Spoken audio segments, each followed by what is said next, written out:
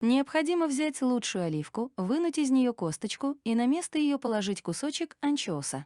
Затем начинить оливкой жаворонка, которого после надлежащего приготовления и положить в жирную перепелку.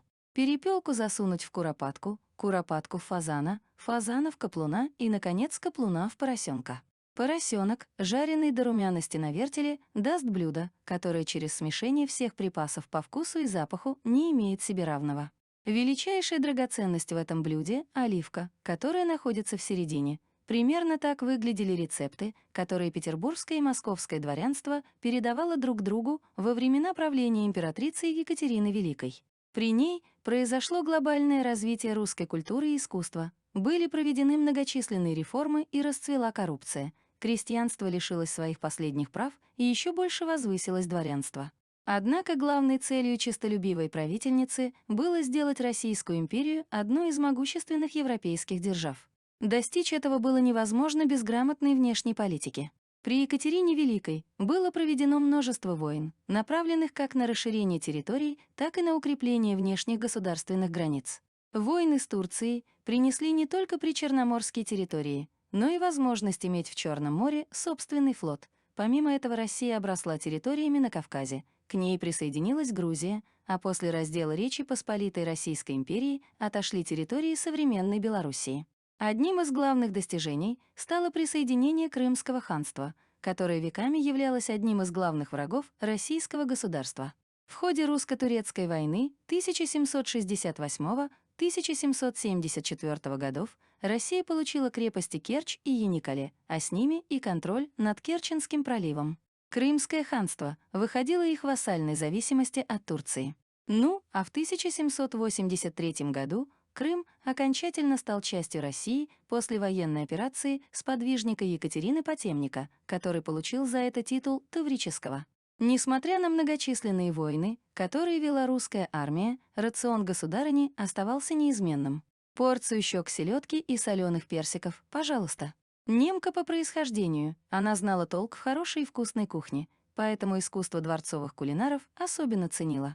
В то время российские аристократы держали в домах поваров-французов, которые готовили такие блюда, от которых можно было язык проглотить. Сложные многоярусные торты из марципанов, закуски с труднопроизносимыми названиями. Чего только тогда не стояло на столах. Аршинная стерлядь, гигантские постройки из ванильного мороженого. Хозяева щеголяли перед гостями закусками, стараясь удивить их чем-нибудь эдаким, чтобы потом о них говорила вся Москва или весь Санкт-Петербург. До чего только не доходили дворяне в погоне за изысками. Одни вместо дров жарили мясо на корице и гвоздике, другие вовсе подавали щеки селедки, кукушек, жареных на меду, ананасы в уксусе, соленые персики, мясо рыси, медвежьи лапы, куропаток с трюфелями, фазан с фисташками и многие другие необычные блюда. Постепенно на столах все чаще стал появляться картофель. Вначале его не особо принимали, однако Екатерина Великая настаивала, чтобы этот полезный овощ подавали во всех домах. День из жизни императрицы.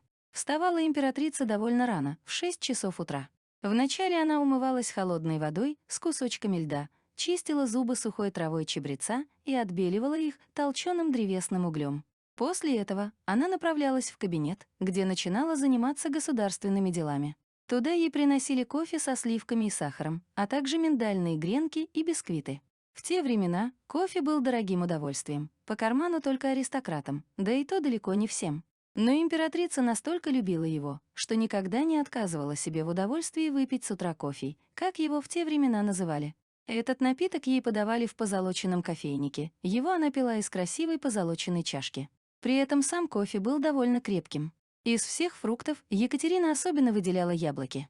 Она считала, чтобы выглядеть молодо, необходимо бороться с морщинами при помощи яблочного пюре и съедать в день по 5 кислых яблок.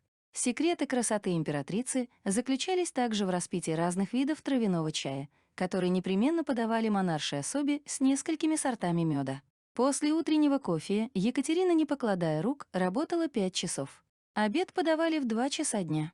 Ежедневная обычная трапеза выглядела примерно так: утка с соком, индейка с шиа, маринад из цыплят, окуни с ветчиной, рябчики по-испански, черепаха, 12 салатов, 7 соусов, итальянские хлебцы, а на десерт — пирожные и тарталеты. В целом, если глава государства не ожидала в этот день гостей, то она могла обойтись и куском томленой говядины, нашпигованной салом. Мясо в течение нескольких дней впитывало в себя маринад. Потом его клали в горшок, залепляли тестом и ставили в горячую печь, где говядина томилась часа 3.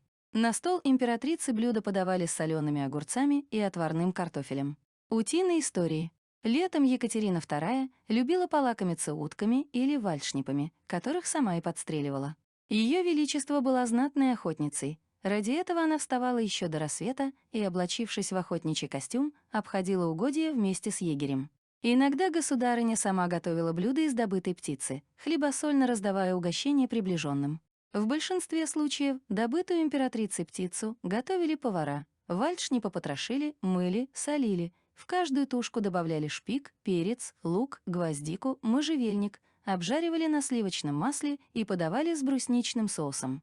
После обеда императрица любила отдыхать и предаваться приятной беседе с кем-нибудь из интеллектуалов. Одним из тех, кого особенно привечали при дворе, был французский философ-просветитель Дени Дидро. Вечером Екатерина отправлялась на званый ужин или другую торжественную церемонию, либо сама устраивала приемы. Порой в застольях с балом и маскарадом могли принимать участие по несколько сотен приглашенных. Были и совсем малые приемы. В них принимали участие лишь члены императорской семьи и люди, особенно приближенные к государыне, около 20 человек. На стенах висели правила поведения на торжествах. В частности, запрещалось оскорблять друг друга, а также приходить на бал в мрачном расположении духа. Алкогольных напитков Екатерина не любила. В обед и ужин вместо вина пила обычную воду или смородиновый морс. Единственное, что могла себе позволить, рюмку рейнвейна или же мадеры, да и только в очень интимном кругу. Фаворит-затейник. Ужины обычно организовывал генерал-фельдмаршала, фаворит, и, как говорили, тайный супруг Екатерины, князь Григорий Потёмкин-Таврический. Он прикладывал немало усилий для того, чтобы удивить императрицу. Для этого завел себе с десяток поваров разных национальностей. Профессионал из Молдавии готовил мамалыгу, русский повар томил уху из стерлядей и кронштадтских ершей, а французский лепил огромные котлеты из фарша разной дичи, добавляя туда картофель и секретные ингредиенты. Эти произведения кулинарного искусства особенно любила императрица, поэтому Потёмкин всегда заказывал эти котлеты, приглашая государыню на ужин.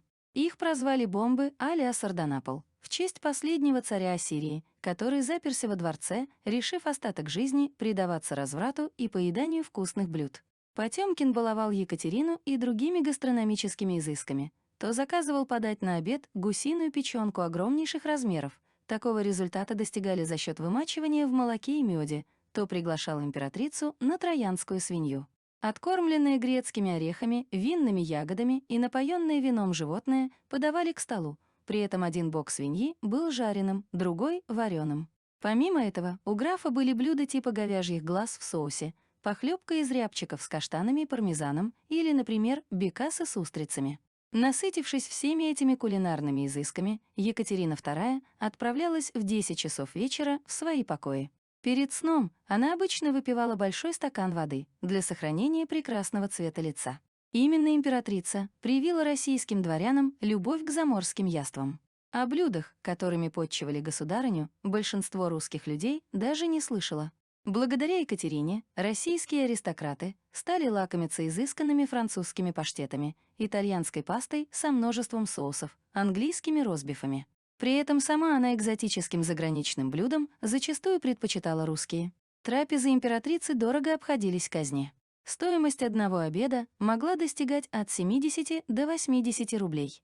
По тем временам сумма астрономическая. К примеру, солдат русской армии в то время получал в год 7 рублей, чему был несказанно рад. Граф Орлов. Вообще, Орлов был очень интересной фигурой в окружении Екатерины. Родившийся в семье действительного статского советника, Григорий имел право на дворянство, но дворянином не был.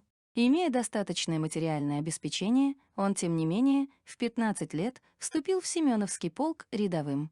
Офицером стал уже позже, в боях завоевав себе право ношения этого звания.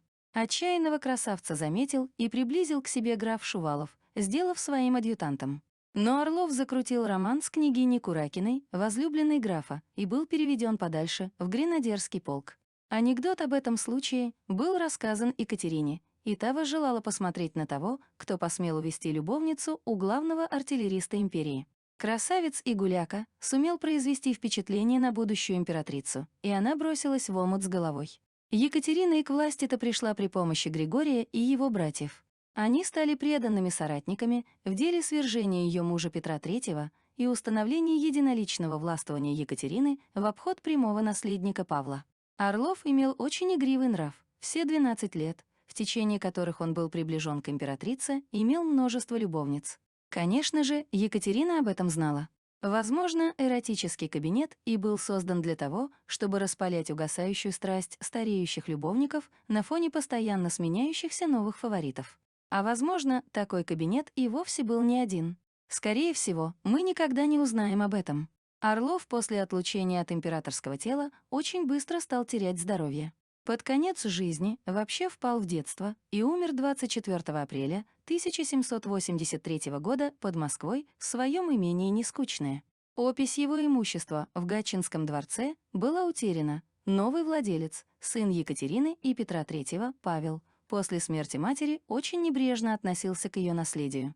По свидетельству историков, ее любимую резиденцию и вовсе грабили, вылавливая даже рыбу из прудов. Хранители Эрмитажа отрицают саму возможность того, что хотя бы что-то из интерьеров такой комнаты дошло до XX века. Но на западных аукционах периодически всплывают предметы мебели и быта откровенно порнографического характера, приписываемые императрице Екатерине, и эксперты подтверждают их подлинность. Так где же находится само вместилище этих эротических экспонатов? И реально ли оно, или это просто вымысел охочих до сенсаций клеветников?